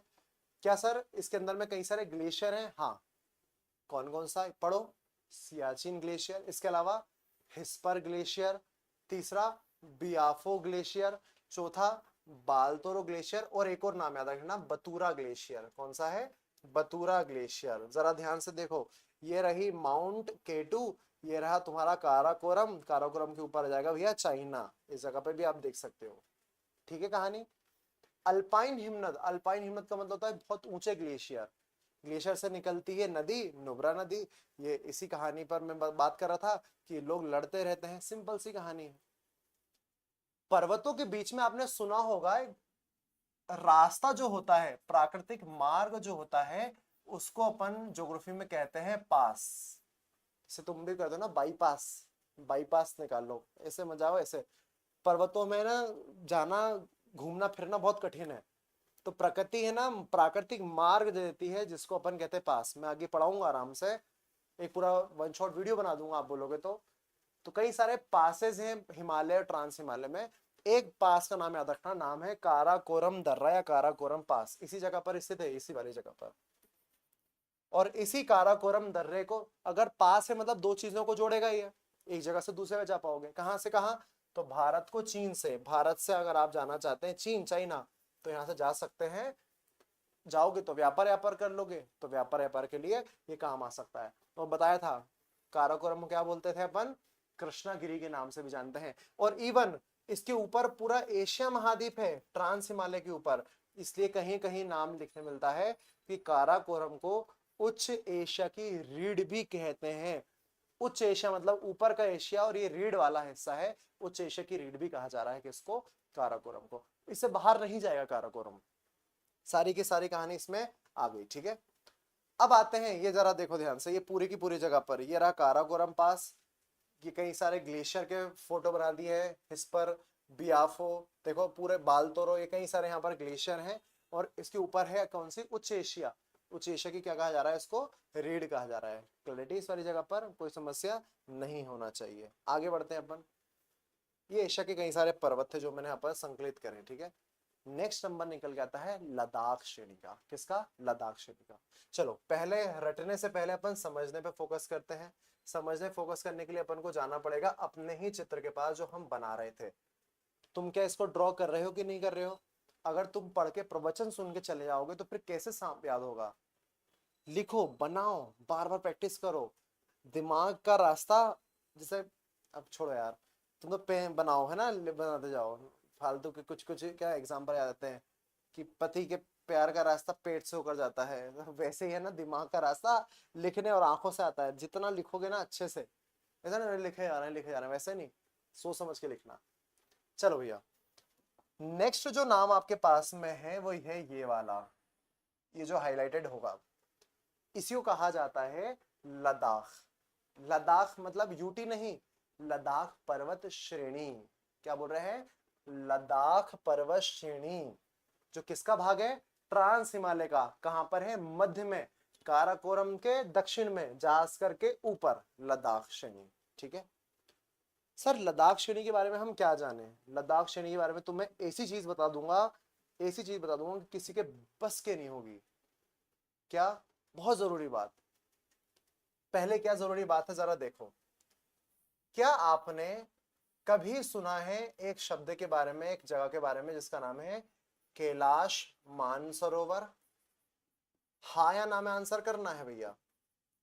क्या सुना है कभी कैलाश मानसरोवर के बारे में? जैसे कि एक बार फोटो दिखा दूं मैं, तुम दर्शन करवा देता हूं तुम्हें, यहीं बैठे बैठे तुमको कैलाश मानसरोवर के दर्शन करवा देता हूं। देखिए, चाइना के अंदर में तिब्बत वाले जगह पर ये एक पर्वत है, कैलाश पर्वत के रूप में जानते हैं। भारत में हर साल कई सारे लोग इस जगह को जाते हैं, दर्शन करके आते हैं, क्योंकि ये तीर्थ स्थान है। सभी की, हम लोग की मान्यता है, भारतीय वासियों की मान्यता है कि हमारे भगवान शंकर जी का ये मुख्य स्थान है, इसलिए दर्शन भी कर लेते हैं। आप लोग भी कर लो। इसी के दक्षिण में, इसी कैलाश पर्वत के दक्षिण में आपको दो झीलें देखने मिल जाएंगी। ये जो देखने मिल रही है मानसरोवर और राकसताल। कौन कौन सी है, मानसरोवर, राकसताल। और मैं क्या बोल रहा हूँ, कैलाश पर्वत और मानसरोवर झील को दर्शन करने जाते हैं, और इसी यात्रा को, इसी तीर्थ यात्रा को कहा जाता है कैलाश मानसरोवर की यात्रा। भारत में नहीं है, चाइना में है। कहां पर है देखो भैया, ये भारत से बाहर है, जो रेड स्पॉट है ये चाइना का स्पॉट है, भारत से बाहर का स्पॉट है। भारत का चित्र कहां पर, ये भारत देखो, ये है भारत, और ये चाइना में है, ठीक है, थोड़ा सा बाहर की तरफ है। सर ये आप क्यों बता रहे हो? एकदम से आप अभी तो लद्दाख पढ़ा रहे थे, लद्दाख की पहाड़ी पढ़ा रहे थे, और एकदम से आप धार्मिक क्यों बन गए? जरूरी बात यह है, ये जो पर्वत आप देख रहे हो ना, ये जो मैं बना रहा हूँ यहाँ पर, बना लेना, मेंशन कर लेना, ब्लैक कलर का जो पर्वत मैंने यहाँ पर बनाया है, ये पर्वत कुछ और नहीं, इसी को अपन क्या बोलते हैं, कैलाश पर्वत। क्या बोलते हैं, कैलाश पर्वत। सर तो कैलाश पर्वत था तो अलग से बनाते हैं ना। मजे की बात है कि जो लद्दाख पर्वत श्रेणी है, इसी को तिब्बत में क्या कहते हैं, कैलाश कहते हैं। मतलब कैलाश पर्वत कुछ और नहीं, लद्दाख का वो हिस्सा है जो चीन तिब्बत में आ रहा है। याद रख पाओगे, कैलाश पर्वत लद्दाख का ही विस्तार है जो चीन या तिब्बत में है। और साउथ में इसकी आपको देखने मिल जाएगी एक झील जिसका नाम है, कौन सी झील, मानसरोवर झील। कौन सी झील है भैया, ये मानसरोवर लेक। अभी मानसरोवर लेक का भी इंपॉर्टेंस आएगा, एक काम करो सुन ही लो। ये वही मानसरोवर लेक है जहां से एक नदी का उद्गम माना जाता है। इस मानसरोवर झील से एक नदी का उद्गम माना जाता है, जिसके बारे में बार बार मैं भी बता रहा था, इंडस रिवर या सिंधु नदी इसी मानसरोवर के आसपास से उद्गमित मानी जाती है और पश्चिम की तरफ बहती है। कैसे बहती है? पश्चिम की तरफ, ही बताऊंगा, इस वाली जगह पर बना के दिखा देता हूँ। पश्चिम की तरफ बहती है, इस प्रकार से, इस प्रकार से, इस प्रकार से बहती है और पाकिस्तान में जाकर अरब सागर में गिरती है। तो कैलाश पर्वत के साउथ में है कौन सा? मानसरोवर। मानसरोवर से निकलती है सिंधु नदी और सिंधु नदी आकर गुजर रही है। ठीक है, यही था कौन सा मामला? लद्दाख पर्वत श्रेणी का, जो भी मैंने बताया। अब एक काम करो, अब समझ में आ चुका है। अब हम क्या करेंगे? हम मुख्य मुख्य बातों को देख लेंगे। क्या बात है भैया? रटना नहीं पड़ेगा तुम्हें। देखो कहानी जास्कर के उत्तर में है और काराकोरम के दक्षिण में है। सर इसका क्या, इसकी कोई एक महत्वपूर्ण पीक याद रखना पड़ेगी। याद रखना, माउंट राकापोशी। 3 स्टार लगा लो। क्या नाम है? माउंट राकापोशी। जरा इधर तेरे देखोगे तो ये आ रहा है काराकोरम, ये हो गया लद्दाख। लद्दाख के अंदर में ही है माउंट राकापोशी। दुनिया की सबसे तीव्र ढाल वाली, तीव्र ढाल है, बहुत तीव्र ढाल है, खड़ी चढ़ाई है, मतलब बिल्कुल तीव्र ढाल वाली। अगर कोई कोई भी चोटी है या कोई क्षेत्र है तो यही वाला है माउंट राकापोशी। ठीक है, इसी को काटती है सिंधु नदी। आगे बढ़ी थी ना, इसी नदी को, इसी क्षेत्र को, लद्दाख वाले क्षेत्र को, लद्दाख श्रेणी को ही काटकर एक गॉर्ज बनता है, एक घाटी बनती है। बताऊंगा बाद में गॉर्ज और कैनियन के बारे में। एक घाटी बनाती है सिंधु नदी पर्वतों को काटते हुए। इसको बोलते हैं बुंजी गॉर्ज या सिंधु गॉर्ज। कौन सी नदी को? लद्दाख श्रेणी को ही काटकर। याद रख पाना। देखो इस वाली जगह से सिंधु नदी आगे बढ़ेगी, यहाँ पर बनाएगी बुंजी गॉर्ज या सिंधु गॉर्ज जिसको कहा जाता है। क्लैरिटी इस जगह पे। तो पहला था भैया काराकोरम, दूसरा हो गया लद्दाख। लद्दाख के साथ में संबंधित है कैलाश पर्वत के। यहाँ पर भी सर कुछ दर्रे हैं। तो लद्दाख जो हमारा यूटी है, वहां पर खारदुंगला और दिगलरा दर्रा आता है, इसको याद रख लेना। ला, सर ये ला शब्द का मतलब क्या होता है? लद्दाख में स्थानीय रूप से दर्रों को ही ला कहते हैं, ला वाला नहीं, ला, इसलिए शब्द है लद्दाख। ठीक है, ला की भूमि। ठीक है, इसी क्षेत्र में, इसी जगह पर भारत का सबसे ठंडा क्षेत्र, क्वेश्चन यहां से भी आ सकता है, भारत का सबसे कम तापमान वाला क्षेत्र कौन सा है? तो नाम है जाएगा द्रास। क्या नाम है? द्रास। इसी लद्दाख श्रेणी में, लद्दाख में अवस्थित है। ठीक है, कोई समस्या इस जगह पे? इसी के पास में एक पठार अवस्थित है, काराकोरम और लद्दाख श्रेणी के बीच में पठार स्थित है, लद्दाख का पठार। ये बहुत ऊंचा है और यहाँ पर पानी मानी नहीं गिरता, यहाँ पर वनस्पति बहुत कम पाई जाती है। इसे लद्दाख के पठार को ठंडे मरुस्थल का एग्जाम्पल कहते हैं। क्या बोलते हैं? ठंडे मरुस्थल, ठंडा मरुस्थल। अच्छा एक क्वेश्चन पूछूं तुमसे, मैसेज करके बताओगे? मैसेज करके बताओगे भैया? तो बताओ, मरुस्थल, ये तो दिख नहीं रहा। मरुस्थल का मतलब क्या होता है? क्वेश्चन मार्क लगा रहा हूं, बताओ मरुस्थल मतलब क्या? किस जगह को आप मरुस्थल कहोगे? लद्दाख एक ठंडा मरुस्थल है, थार का गर्म मरुस्थल है। तो ये सर मरुस्थल ठंडा गर्म कैसे हो सकता है? मरुस्थल की वास्तविक डेफिनेशन क्या है? मेरे को मैसेज करके बताओ, नहीं तो मैं नेक्स्ट सेशन में आपको बताऊंगा, पढ़ाऊंगा। क्लैरिटी इस वाली जगह पर। तो ये फोटो तो मैंने आपको बता ही दिया। अब आते हैं अपनी अंतिम कहानी पर, जिसका नाम था जास्कर श्रेणी। ये बहुत ज्यादा उतनी जरूरी नहीं है, बस इतना याद रखो। उन तीनों में जब सबसे साउथ में कौन सी थी? काराकोरम, लद्दाख, और सबसे साउथ में कौन सी है? जास्कर। तो जास्कर के बारे में याद रखना है, सिंपल सी कहानी, कि जास्कर जो है सबसे दक्षिण में अवस्थित है। कहां पर? दक्षिण में अवस्थित है। और जास्कर और लद्दाख के बीच से ही कौन सी नदी गुजर रही थी? सिंधु नदी गुजर रही थी, याद रखना। और कॉमेट इसकी ऊंची चोटी है। बाकी तो सारी कहानी इसकी नॉर्मल है, इतना कोई मामला नहीं है। ठीक है, इसमें भी कई सारे दर्रे हैं, जैसे मार्बल दर्रा, जोजिला दर्रा। कई सारी नदियों का उद्गम इसको माना जाता है, जैसे कि जास्कर नदी, सुरु नदी, हानले नदी। बट वो सब इतना काम का नहीं है, हाईलाइट कर लेना। इसके ही भाग माना जाता है कॉमेट। इसी ऊंची चोटी का नाम क्या है? कॉमेट। याद रखना, जास्कर ट्रांस हिमालय का दक्षिणतम भाग है।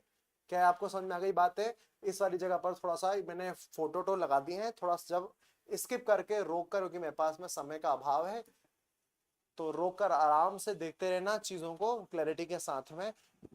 अब हम बात करेंगे आगे वाले सेगमेंट पर, जिसका नाम होने वाला है मुख्य हिमालय, जिसको अपन कायदे से हिमालय कहते हैं। अभी तो हिमालय में आए ही नहीं यार, अब हम हिमालय में आएंगे, हिमालय के बारे में जानेंगे। हिमालय, मुख्य हिमालय। अच्छा, मुख्य हिमालय के अंदर में 3 श्रेणियां इसमें भी शामिल है, याद रखना। यहाँ पर से फिर मैं कुछ पेजेस हटाता हूँ और आपके लिए थोड़ी सी कहानी को जन्म देता हूँ, ताकि थोड़ा थोड़ा मामला बनते रहे, समझते आते रहे आपको। क्या बात है? 2 मिनट, ये फोटो कुछ हटा दिया जाए। तो 2-3 बातें आपको क्लियर से मैं समझा दूंगा। वास्तव में मुख्य हिमालय भी 3 पर्वत श्रेणियों को क्या मिलाकर कहा जा रहा है। अब वो कौन कौन सी पर्वत श्रेणी है जरा देखते हैं, ठीक है। यहां पर बनाता हूं मैं। पहला याद रखना, एक है दुनिया की सबसे ऊंची पर्वत श्रृंखला, इसका नाम है महान हिमालय। इंग्लिश में कहते हैं ग्रेट हिमालय। इसके नीचे आता है मध्य हिमालय, इसको लघु हिमालय भी कहते हैं। और सबसे नीचे आता है शिवालिक। क्या आता है? शिवालिक पहाड़ियां, इसको बहाई हिमालय भी कहते हैं। कितना कंफ्यूजन है, कितना सिंपल बात है। महान, मध्य, शिवालिक, इन तीनों को प्लस कर दो, इन तीनों को जोड़ दो, इन तीनों को ही कायदे से कह देना मुख्य हिमालय, या जिसको तुम आम बोलचाल की भाषा में कहते हो हिमालय। हिमालय के 3 पार्ट है, महान, मध्य, शिवालिक। इसके जो ऊपर था उसका नाम क्या था? ट्रांस हिमालय। तो क्यों इतना टेंशन ले रहे हो? इतना सिंपल करके बताता रहा हूं, आगे कहानी समझ में। अब बात करेंगे हम महान हिमालय के बारे में। पहले थोड़ी जानकारी लेते हैं कि सर इस पूरे मुख्य हिमालय का विस्तार कहां से कहां तक है। जरा ये फोटो देखोगे, 2 नदियों को, 2 नदी क्षेत्र को आधार बनाया है कि पश्चिम से लेकर पूर्व तक हिमालय लगभग 2400 किलोमीटर में फैला हुआ है। कितना? 2400 किलोमीटर की दूरी में फैला हुआ है। सर कहां से कहां तक? 2 नदियों का नाम याद रखना। पश्चिम में जो नदी यहां पर है, इस नदी को कहा जाता है सिंधु नदी। तो ऐसा बोला गया है सिंधु नदी ने इसकी पश्चिमी सीमा को बनाया। और जब आप पूर्व में जाते हो तो पूर्व में एक नदी भारत में इंटर करती है, इस नदी का नाम है ब्रह्मपुत्र नदी। क्या नाम है? ब्रह्मपुत्र नदी। तो ऐसा कहा जा रहा है सिंधु से लेकर ब्रह्मपुत्र नदी पश्चिम से लेकर पूर्व तक एक धनुष, ऐसे चाप, देखो यूं एक चाप के आकार की जो पहाड़ियां फैली हैं, पर्वत श्रेणियां फैली हैं, इन्हें कहा जा रहा होगा मुख्य हिमालय। क्लैरिटी है? और जब देखोगे दोनों को बड़ा ध्यान से, तो दोनों के दोनों ओर, पश्चिम में भी और पूर्व में भी, ये हिमालय बाद में जाकर मुड़ गए। देखो ये हिमालय पहले ऐसे जा रहे थे, जा रहे थे, जा रहे थे, पूर्व में जाकर ऐसे मुड़ गया, जा रहे थे, जा रहे थे, जा रहे थे, पश्चिम में जाके मुड़ गया। ये जो बैंड हो गए ना, इधर भी और इधर भी, इसको कहा जाता है ज्योग्राफी की भाषा में अक्ष संघी मोड़ या सिंटेक्शियल बैंड। क्या नाम है? सिंटेक्शियल बैंड। ठीक है, याद रखना दोनों छोर पे बैंड पाए जाते हैं। सर क्या हम जान सकते हैं कि ये हिमालय कितने देशों में फैला हुआ है? क्या केवल भारत देश में? नहीं, मूलतः इसको 4 देशों में फैला हुआ माना जाता है। 4 में एक तो कौन आ गया? अपना भारत।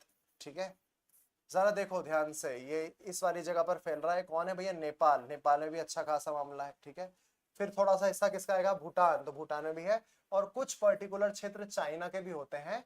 तो ऐसा कहा जाता है कि भारत, नेपाल, भूटान और चीन, इन जगह पर हिमालय का विस्तार है। और अक्ष संघीय मोड़ के बाद में हिमालय विस्तारित हुआ, परंतु उनके नाम अलग अलग थे। जैसे पाकिस्तान में सुलेमान, अफगानिस्तान में हिंदू कुश, और म्यांमार में अराकान युमा। ये पर्वत के नाम और सुनोगे, परंतु वो हिमालय का एग्जैक्ट पार्ट नहीं है, हिमालय का अग्र विस्तार है अलग अलग नामों से। तो आपको 4 देश याद रखना है इस पूरे सेगमेंट के अंदर में। ठीक है, मैंने क्या बोला? 3 चीज आती हैं, देखो यहाँ पर भी लिखा है 3 चीजें आती हैं, महान, मध्य और शिवालिक। याद रख पाओगे? अब एक एक करके बात करते हैं। सर ये महान हिमालय के बारे में क्या जाने? पता तो चल गया बना है। कब बना था? टर्शरी युग में बना था। याद रखना, हिमालय कब बन रहा है? टर्शरी काल में बन रहा है, तृतीयक कल्प में बनता है, तृतीयक कल्प। सर इसको याद रखना पड़ेगा क्या? फिर एक 1 शॉट वीडियो बना दूंगा जियोलॉजिकल टाइम स्केल के हिसाब से। क्या बना दूंगा? Geological time scale. आपने सुना होगा कि भैया तुम अपने जन्मदिन कैसे मनाते हो, कितने साल के हो गए हो? तो ग्रेगोरियन सीरीज कैलेंडर से बनाते हो। हिंदू पंचांग में विक्रम संवत, ये संवतों के आधार पर चीजों को आप डिसाइड करते हो। वैसे ही ज्योग्राफी में भी एक स्केल है टाइम का, उसको बोलते हैं जियोलॉजिकल टाइम स्केल। जब से पृथ्वी बनी है तब से, पृथ्वी कब बनी थी? 4.6 अरब साल पहले से पृथ्वी बनी थी, तब से लेके आज तक का स्केल है, इसी को बोलते हैं अपन जियोलॉजिकल टाइम स्केल। क्लैरिटी इस जगह पे? इस जियोलॉजिकल टाइम स्केल के हिसाब से हिमालय की अवधि जो बनने की है वो बहुत पुरानी नहीं है, लगभग 5-6 करोड़ साल पहले बनना स्टार्ट हो गया था। टर्शरी काल याद रखना, कौन सा? तृतीय कल्प। इसलिए इसको हिमालय को नवीन वलित पर्वत कहते हैं। पृथ्वी बनी 460 करोड़ साल पहले और हिमालय बन रहा है 6 करोड़ साल पहले। कितना नया नया है, कितना नया नया है, तो इसको बोलते हैं नवीन वलित पर्वत। ठीक है, आगे कहानी समझ में? तो मेरे को याद दिला देना, मेरे को एक बार जियोलॉजिकल टाइम स्केल में भी आपको समझा दूंगा। देखो ज्योग्राफी तो बहुत डेप्थ में है, परंतु जितना जितना तुम्हारे काम का होगा उतना बताते जाऊंगा मैं।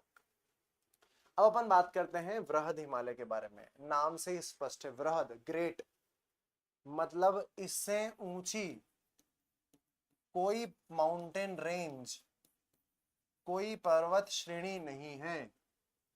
इसकी केवल और केवल औसत ऊंचाई भी अगर देखी जाए ना इस माउंटेन रेंज की, तो वो 6000 मीटर की है।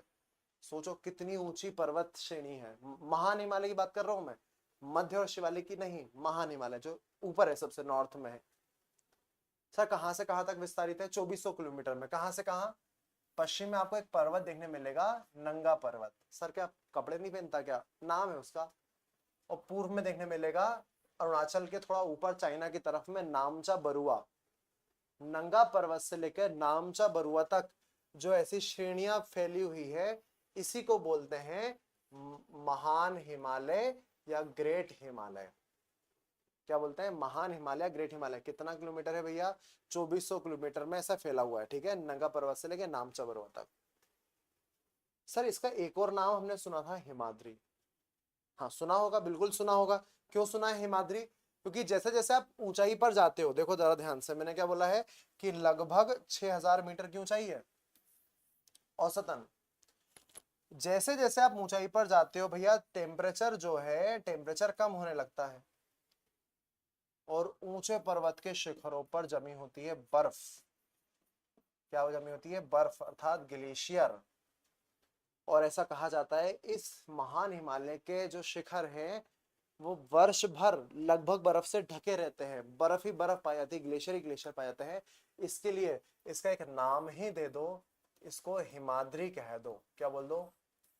हिमाद्री। हिमाद्री का मतलब, हिम मतलब बर्फ, आद्री मतलब ढका हुआ होना, बर्फ से ढकी हुई भूमि हिमाद्री। तो महान हिमालय क्या बोलते हैं? हिमाद्री। और मजे की बात है, जितने भी आप प्रमुख चोटी देख रहे हो ना, वो सब इसमें देखने मिल जाएगी आपको। प्रमुख चोटी कौन कौन सी थी? जैसे कि आप उत्तराखंड में जाओगे तो उत्तराखंड में आपको नंदा देवी देखने मिल जाएगी, उत्तराखंड की हाईएस्ट पीक है। नेपाल में जाओगे तो आपको धौलागिरी देखने मिल जाएगी। नेपाल में जाओगे तो वहीं पर अन्नपूर्णा है। नेपाल में ही माउंट एवरेस्ट है, मकालू है।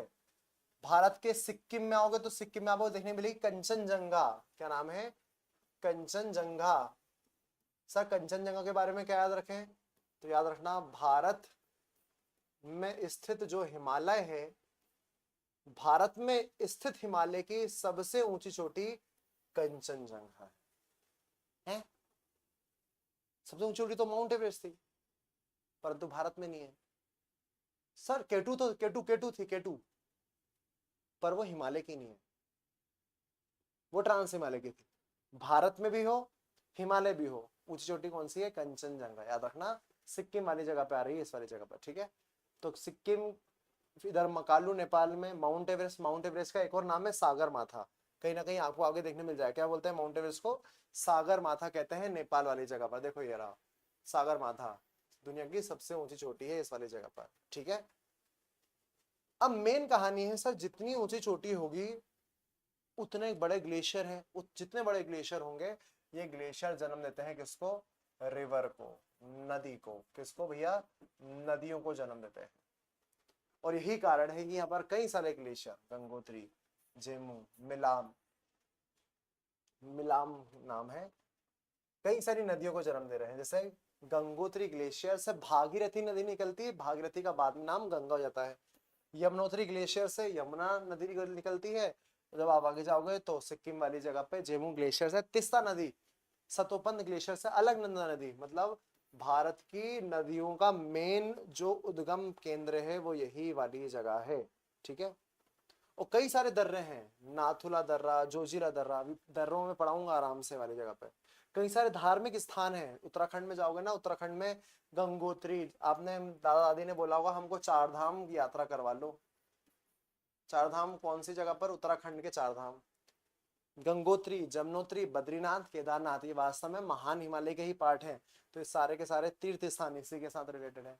कई सारे हिल स्टेशन जो पर्यावरण के साथ रिलेटेड करते हैं, नंदा देवी बायोस्फीयर रिजर्व में शामिल है, कंचनजंगा महत्वपूर्ण क्षेत्र है जैविता का, किसका? महान हिमालय का पार्ट है। क्लैरिटी है? तो हर चीज के कई सारे महत्व हो सकते हैं, कई सारी चीजें हो सकती हैं।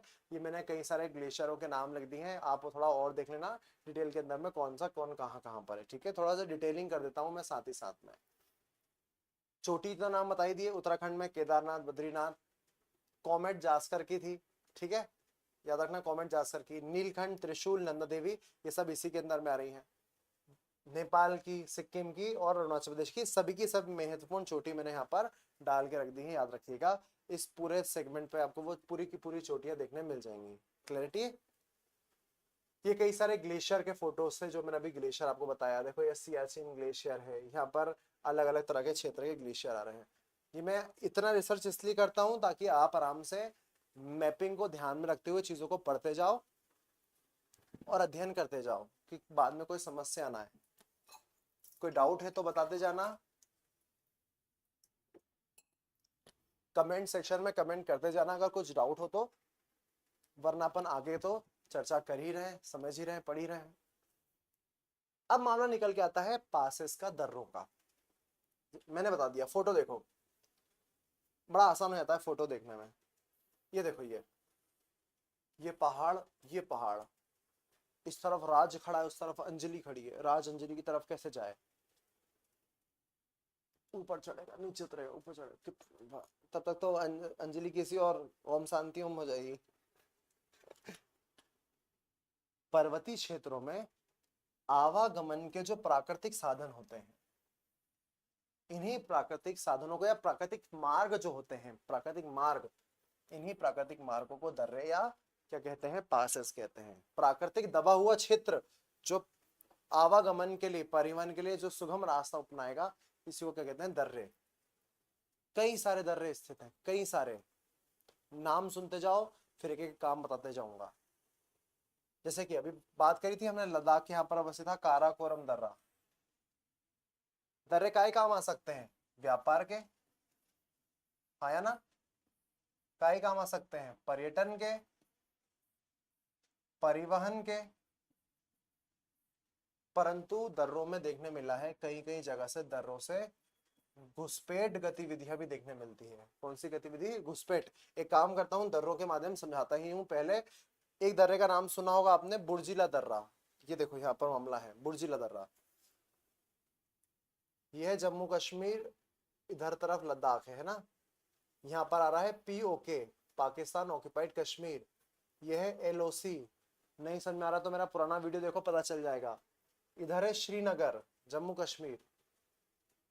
अब मेन बात यह है कि जितने भी पाकिस्तान के लोग हैं, इनको क्या करना है? इस POK में घुसपैठ गतिविधि को बढ़ाना है और POK के माध्यम से LOC को क्रॉस करके आतंकवाद को यहाँ पर पहुंचाना है। जैसे कि आपने सुना होगा पहलगाम, कैसे हो गया हमला, वो आतंकवादी कैसे आ गए, इतने अंदर तक वो कैसे घुस गए?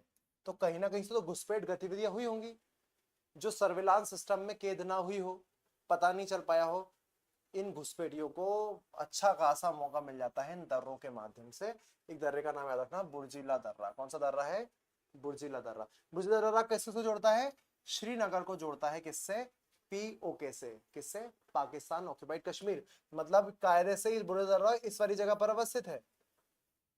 आप POK से अगर श्रीनगर में एंटर करना चाहोगे तो कर सकते हो। यही कारण है कि कई सारे आतंकवादी पिछले साल रियासी नाम की एक जगह है, रियासी डिस्ट्रिक्ट, वहां पर आतंकवादियों ने हमला करा था और पर्यटक की एक बस थी, उस बस को ही हम भून दिया। इस बार तो कई सारे पर्यटन यात्रियों को गोली मारी, मार दिया उनको। ये घुसपैठ कहां से? इसी जगह से हो रहा है, कई जगह है। ठीक है, एक परंतु दर्रे कुछ फायदेमंद भी होते हैं, जैसे कि जोजिला दर्रा। सर ये कहां पर है? इधर की तरफ देखोगे तो पता चल जाएगा। हर दर्रे का अलग अलग इंपॉर्टेंस है, सारे अच्छे सारे बेकार नहीं होते, ठीक है। एक दर्रा है जोजिला दर्रा, ठीक है, किधर है, किसकी तरफ है, देखना, दिखाता हूं मैं आपको, इस तरफ देखना, ये आपका जम्मू कश्मीर है, ठीक है। जम्मू कश्मीर की कैपिटल का नाम क्या है, श्रीनगर, क्या नाम है भैया, श्रीनगर। यहाँ पर लद्दाख की राजधानी क्या है, लेह। इधर तरफ हमारी दिक्कत चीन के साथ है, श्रीनगर की तरफ में किसके साथ है, पाकिस्तान के साथ है। कभी कभी को पता नहीं चलता कौन कहां से हमला कर देगा, तो हमारे श्रीनगर और लेह लद्दाख की राजधानी को जोड़ने के लिए जो दर्रा प्रकृति ने दिया है, इसी प्राकृतिक दर्रे को कहा जाता है जोजिला दर्रा। क्या नाम है, जोजिला दर्रा। ये बड़ा जरूरी है, इस पर सरकार के द्वारा क्या किया गया है, अच्छा नेशनल हाईवे डेवलप किया गया है, आसानी से सेना यहाँ से यहाँ पहुंच जाए, यहाँ से यहाँ पहुंच जाए। तो कुछ दर्रे फायदेमंद भी होते हैं, जैसे कि अभी अपन बात कर रहे हैं कौन सा दर्रा, जोजिला दर्रा। सारे ही नकारात्मक नहीं होते, तो याद रखना, जोजिला लद्दाख की राजधानी लेह से श्रीनगर को जोड़ता है। कौन सा हाईवे बनाया यहाँ पर सरकार ने, NH-1D इस पर बनाया गया है, कौन सा, NH-1D, ठीक है। अगर अपन आगे जाएं, आगे जाने से पहले मैं आपको दो तीन बातें बता देता हूं, केवल नाम याद रखना। भारत के अंदर में सबसे ज्यादा दर्रे लद्दाख के अंदर देखने मिलते हैं, तभी तो उसको दर्रों की भूमि लद्दाख, ला मतलब दर्रे, लद्दाख दर्रों की भूमि कहते हैं। कौन कौन से नाम देख लो एक बार, रट पाओ तो रट लेना, ये तो बहुत जरूरी नहीं है। काराकोरम, ठीक है, इसी के नीचे है सासर दर्रा, खारदुंग दर्रा, यहीं पर कई सारे और हैं, चांगला, थांगला, फोटूला, सब लद्दाख में। मैं किसकी बात कर रहा हूँ, लद्दाख में बहुत ज्यादा पासेज है, याद रखना, ठीक है। और कौन है, अघिल दर्रा, खुंजेरब दर्रा, पारपिक, हारपिक नहीं पारपिक, मिनताका दर्रा, और पीर पंजाल तो वहीं पर जम्मू कश्मीर वाली दर्रे जगह पर है। ये कई सारे दर्रे स्थित हैं। हम आते हैं थोड़ा नीचे, हम आते हैं हिमाचल प्रदेश में। कौन से राज्य में, हिमाचल। हिमाचल प्रदेश में 3 दर्रे याद रख लो। एक दर्रा है बारालाचा दर्रा, एक दर्रा है रोहतांग दर्रा, और एक है शिपकिला दर्रा। 3 दर्रे, बारालाचा, शिपकिला और रोहतांग दर्रा, ठीक है। और ये तीनों दर्रे कोई ना कोई नदी के साथ में रिलेट कर रहे हैं, याद रखना। बारालाचा दर्रे के पास से निकलती एक नदी जिसका नाम है चिनाब। कौन सी रिवर है भैया, चिनाब रिवर है। रोहतांग दर्रे के समीप से 2 नदियां निकलती हैं, एक नदी है रावी और दूसरी नदी का नाम है व्यास, पास से आसपास से। और शिपकिला दर्रा बहुत ज्यादा महत्वपूर्ण है एक नदी के लिए, जिस नदी का नाम है सतलज नदी। कौन सी नदी भैया, सतलज नदी। सतलज नदी के बारे में ऐसा कहते हैं कि ये जो आपका पर्वत था कैलाश पर्वत, कैलाश पर्वत के साउथ में एक जगह थी ना, राकस, इसी राकस ताल वाली जगह से यह नदी सतलज नदी ओरिजिन इसका हो रहा है। कहां पर था, इस वाली जगह पर। मान के चलो ये हिमालय है, वो कैलाश पर्वत है, कैलाश पर्वत के नीचे थी राक्षस ताल, इसी राक्षस ताल से नदी निकली। भारत में जिस दर्रे के माध्यम से सतलज नदी इंटर करती है, उसी दर्रे को कहते हैं शिपकिला। 3 स्टार लगा लो शिपकिला के ऊपर में, ये इंटर करती है, ठीक है। 3, बारालाचा, रोहतांग और शिपकिला। उत्तराखंड में भी 3 दर्रे याद रखना है। 3 कौन कौन से, एक दर्रा है माना, एक दर्रा है नीति, और एक दर्रा है लिपुलेख। माना, नीति, लिपुलेख। सर कैसे याद रखें, ऐसे याद रखो, उत्तराखंड को देवभूमि कहते हैं, देवभूमि। तो भगवान ने जो नीति किसी जगह पर लिख दी है उसको मानना चाहिए। भगवान ने कुछ अच्छी बात बताई होगी ना तुमको कि ऐसा करना है, ऐसा नहीं करना है, तो भगवान ने जो बातें बोली हैं, कहीं कहीं लिख दी है, उसको बात को मानना चाहिए। तो उत्तराखंड में 3 दर्रे हैं। इन सभी में बहुत जरूरी है लिपुलेख, बहुत जरूरी है लिपुलेख। सर क्यों, थोड़ा सा इसको डायग्राम से समझो, मैंने यहाँ पर डायग्राम निकाल के रखा तुम्हारे लिए, फिर अपन कथा को समाप्त करेंगे। लिपुलेख दर्रा, लिपुलेख दर्रा वास्तव में उत्तराखंड को जोड़ता है तिब्बत के साथ। जरा देखो इस सारी जगह पे देखो, ये है उत्तराखंड, इस जगह पर है लिपुलेख दर्रा। आपको उत्तराखंड से जाना है चीन, तिब्बत में जाना है, तो आप इसी दर्रे का इस्तेमाल करोगे। ये क्या है, ये वो मानसरोवर और राकसताल है। यहाँ पर कैलाश पर्वत है, जरा देखो, ये रहा माउंट कैलाश, लेक मानसरोवर, और ये रहा आपका उत्तराखंड। इसी दर्रे के माध्यम से कोई भी व्यक्ति जो भारत का है वो कैलाश मानसरोवर की यात्रा पर जाता है। 3 स्टार लगा लो भैया। मानसरोवर का द्वार किसे कहते हैं? लिपुलेख दर्रे को कहते हैं, जो कि उत्तराखंड में स्थित है। ये चाइना के साथ व्यापार को ही बढ़ाता है और भारत का पर्यटन जो चीन के साथ, चीन के अंदर में पर्यटन है कैलाश मानसरोवर के लिए, वो इसी जगह पर स्थित है। अभी आपको एक लेटेस्ट न्यूज सुनाऊं। नेपाल है ना अपना पड़ोसी, इस नेपाल ने थोड़े दिन पहले एक नोट जारी करा, उसके यहाँ का नोट, और उसमें लिपुलेख जो जगह है उसको अपना हिस्सा बता दिया। भारत में विवाद चल रहा है उस पर कि अब भारत की जगह है लिपुलेख, नेपाल ने उसके पीछे कुछ तर्क दिए हैं, अभी दोनों में बात चल रही है। वास्तव में नेपाल किसकी बोली बोल रहा है? चाइना की बोली बोल रहा है, क्योंकि चीन ही जो उसको क्या करता है, पैसा वैसा खिलाता है, तो उसी हिसाब से काम चल रहा है। ठीक है, तो ये हो गया लिपुलेख दर्रा, याद रख पाओगे। सिक्किम में जब जाओगे, सिक्किम में, तो सिक्किम में एक जगह दर्रा का नाम है नाथुला दर्रा। क्या नाम है इसका? नाथुला। इधर भी देख लो, इधर बना के रखा है मैंने, नाथुला दर्रा ये इधर है, देखो सिक्किम। नाथुला दर्रे के बारे में बस एक पॉइंट याद रखना कि चाइना जो है ना वो बार बार लिपुलेख दर्रे को बंद कर देता है, बोलता है कि नहीं कुछ ग्लिच आ गए, तो हमारी यात्रा बड़ी प्रभावित होती थी। सब यात्री बेचारे भगवान के दर्शन करने जा रहे हैं, चाइना ने मना कर दिया, तो हमने एक विकल्प तलाशा, उस विकल्प का नाम है नाथुला दर्रा। याद रखना, यह मानसरोवर की यात्रा का एक नया मार्ग है जो अधिक सुगम है। ये सिक्किम को तिब्बत से जोड़ता है और पहले के समय पर इस जगह का इस्तेमाल किया गया था रेशम के व्यापार के लिए, इसलिए इसे एंशियंट सिल्क रूट के साथ जोड़ा जाता है। नाथुला, नाथुला के पास में एक और जगह है जेलिपला, ये भी एक दर्रा है। ठीक है, जब आप कहां पर जाते हो, नॉर्थ ईस्ट में जाते हो, नॉर्थ ईस्ट में अरुणाचल प्रदेश के पास जाते हो, अरुणाचल प्रदेश में कई सारे दर्रे हैं, जैसे बॉमडिला दर्रा, यांगयब दर्रा, जैसे कि एक दर्रा और है सेला दर्रा। ये कई सारे दर्रे कहां पर अवस्थित हैं? आपके अरुणाचल प्रदेश में, तिब्बत वाले क्षेत्र को जोड़ते हैं। बस नाम याद रख पाओगे तो भी काम चल जाएगा। मैं इधर एक बार बता देता हूँ तो जीवन आसान हो जाएगा। कौन सा दर्रा है? इधर वाली जगह पे देखो, यहाँ पर देखने मिल जा रहा होगा, ये देखो सेला पास, बॉमडिला पास, कुमजाओंग पास, दिफू दर्रा। दिफू को हाईलाइट कर लो, खत्म करेंगे फिर। दिफू दर्रा कहाँ है सर? ये रहा, ये रहा दिफू दर्रा। ट्राई जंक्शन पर, ये 3 देशों की सीमा पर है, भारत, चाइना और म्यांमार। तो बड़ा शानदार इसकी लोकेशन है दिफू दर्रे की, महान हिमालय के अंदर में ट्राई जंक्शन पर है। एक है मणिपुर में, मणिपुर में तुजू दर्रा, याद रख पाओगे तुजू दर्रा। म्यांमार के साथ में व्यापार के दृष्टिकोण से तुजू दर्रे का बड़ा अच्छा खासा इंपॉर्टेंस है। क्या बोल रहा हूं मैं? बड़ा अच्छा खासा इंपॉर्टेंस है किसके साथ में? तुजू दर्रे के माध्यम से। ठीक है, तो ये मैंने आपको कहानी सुना दी किसकी? दर्रों की, कि कौन कौन से महत्वपूर्ण दर्रे थे। आराम से इसको रिपीट करिएगा, रिवीजन करिएगा, इन सभी के बारे में जानिएगा। ठीक है, यहाँ पर मैंने और कुछ दर्रों की यहाँ पर लिस्टिंग रख दी है, आप आराम से देखते जाएंगे। ठीक है, अपन अंतिम बात करके इस चीज को फिनिश करेंगे। महान हिमालय के बाद में कौन सा हिमालय था? मध्य हिमालय। पहले कौन सा था? महान हिमालय, फिर कौन सा था?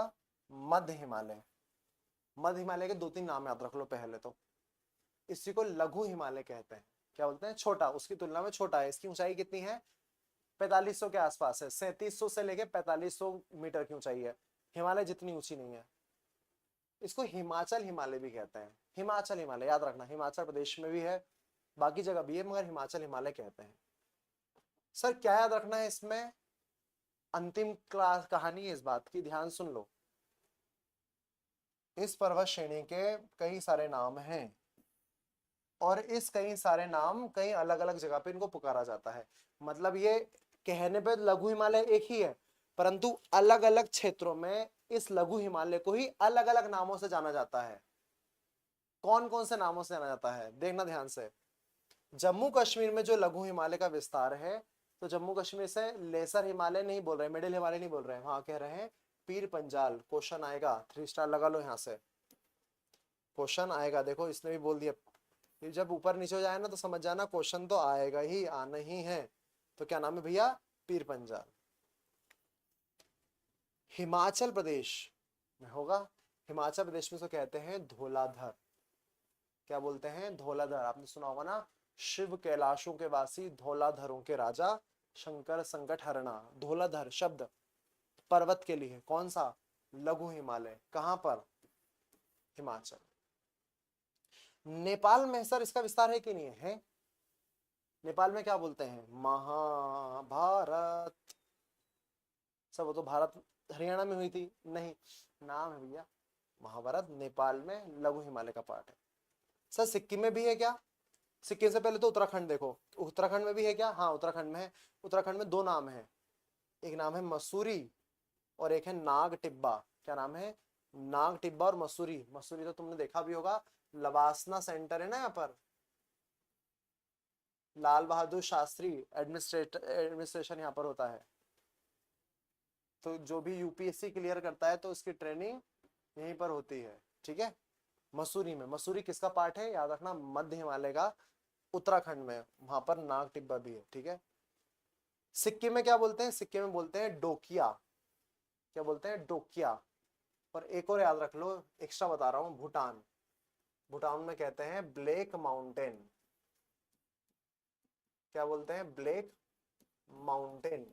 कितने नाम हो गए? 5 की जगह पर 6 बता दिए मैंने। 6 स्थानीय नाम है, एक बार रिवीजन कर लो। पहली कहानी, लघु हिमालय को ही कहा जा रहा है, लघु हिमालय को ही कहा जा रहा है। कहां पर? क्या जम्मू कश्मीर में बोल रहे हैं पीर पंजाल, हिमाचल प्रदेश में कह रहे हैं धौलाधर, नेपाल में कह रहे हैं महाभारत, सिक्किम में कह रहे हैं डोकिया, उत्तराखंड में कह रहे हैं मसूरी और नाग टिब्बा, और साथ साथ क्या बोल रहे हैं? ब्लैक माउंटेन भूटान में। क्या आपको नाम याद हो गए? क्लैरिटी इस वाली जगह पर देखो, ये लवासना का मैंने फोटो बनाया है, शीलम परम भूषणम कहा जाता है। आज की कहानी का अंतिम सेगमेंट, फिर उसकी कथा को अपन बाइंड अप करेंगे कि लघु हिमालय में जब आप ऊंचाई पर जाते हो तो गर्मी के मौसम में क्या होता है, ग्रीष्म काल में क्या होता है, यहाँ पर इससे जो बर्फ होती है वो पिघल जाती है, और बर्फ पिघल जाती है तो ऐसे हरे भरे घास के मैदान दिखने मिल जाते हैं। और ये हरे भरे घास के मैदान की विशेषता क्या है? ये कम तापमान में पैदा होते हैं, इसलिए इनको ज्योग्राफी की भाषा में कहते हैं शीतोष्ण कटिबंधीय घास के मैदान। क्या बोलते हैं? शीतोष्ण या समशीतोष्ण कटिबंधीय घास के मैदान। आपको थोड़ा थोड़ा समझ में आ रहा होगा कि अभी जो पहलगाम हमला आपने सुना होगा, वहां पर लोग ऐसे ही हरे भरे घास के मैदान पे तो घूमने गए थे, बेहतरीन वो घूम रहे हैं, वास्तव में हरे भरे घास के मैदान जो है ना, इनको जम्मू कश्मीर में कहते हैं मर्ग। क्वेश्चन आ सकता है, मर्ग क्या है? मर्ग जम्मू कश्मीर में स्थित मध्य हिमालय के ऊंचे शिखरों पर गर्मी के समय पर जब बर्फ पिघल जाती है तो ये घास के मैदान जन्म ले लेते हैं। इन्हीं घास के मैदान को जम्मू कश्मीर में मर्ग कहते हैं, और यही घास के मैदान अगर उत्तराखंड में हो तो इन्हें कहते हैं बुग्याल और पयाला। क्या बोलते हैं? बुग्याल और पयाला। तो क्वेश्चन क्या आएगा? बुग्याल पयाला क्या है, मर्ग क्या है, तो बता देना।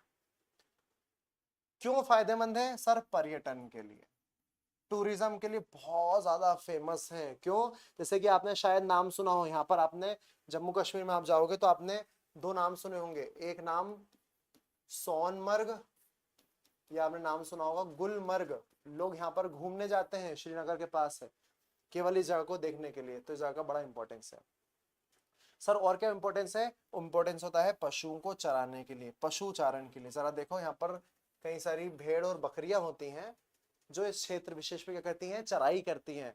और चराने से क्या होता है? पशुपालन की संभावना जन्म होती है, पशुपालन की संभावना जन्म होती है, ठीक है।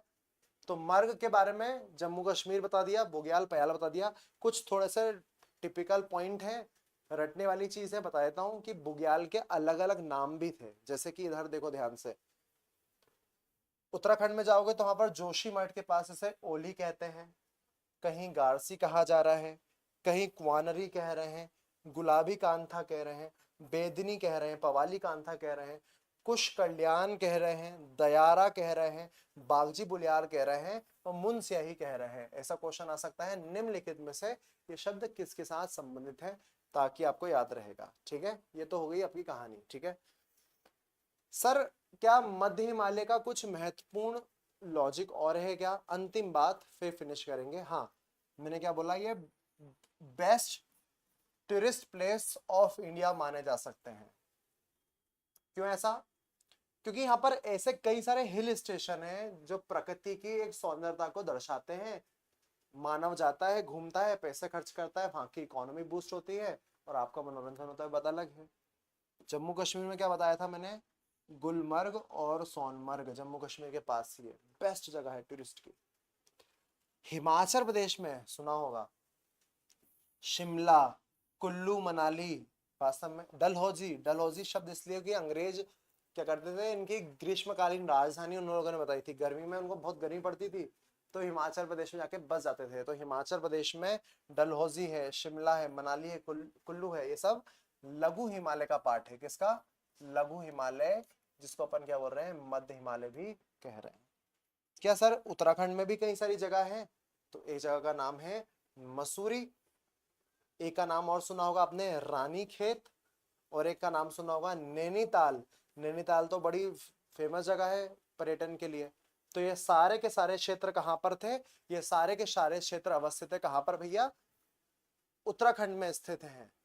और यही कारण है कि भर भर के टूरिज्म अगर हो रहा है उत्तराखंड में, हिमाचल प्रदेश में, इस हिमालय के कारण हो रहा है। ठीक है, तो मैं लास्ट में कहानी सुनाता हूं कि बाइंड अप, हम लोगों ने हिमालय के बारे में जाना, मैंने बहुत डेप्थ में बताया था कि हिमालय की उत्पत्ति कैसे होती है, प्लेट टेक्टोनिक थ्योरी, महान हिमालय, मध्य हिमालय, इसके बारे में जाना। अभी कुछ पूर्वांचल की पहाड़ी बची हैं, वन शॉट वीडियो में हम क्लियर भी करेंगे। ट्रांस हिमालय को पढ़ाया है, रिवीजन कर लो, आराम से देखना और कमेंट सेक्शन में बताओ कि कौन सा टॉपिक पढ़ना है, वीडियो बनाऊंगा। नमस्कार, जय हिंद, जय भारत।